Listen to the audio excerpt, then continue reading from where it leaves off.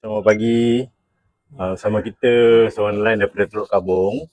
Boleh ceritakan tak? Boleh bagi tahu tak nama, umur berapa, berasal daripada mana, berapa lama jadi seorang nelayan?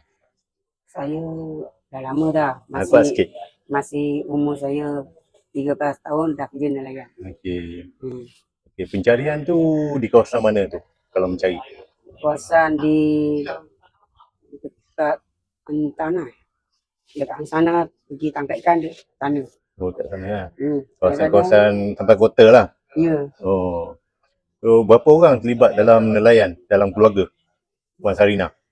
dalam ada 5-6 orang dia kerja nelayan tangkap ikan. Okey. Biasa kalau keluar tu gunakan peralatan apa tu? Kalau keluar ke laut? Keluar ke laut dekat Gunakan apa? Bubu ke, jaring ke? empang. Dulu pakai empang. Dulu pakai empang. Sekarang pakai gaing. Okey. Kalau empang tu berapa depa empang?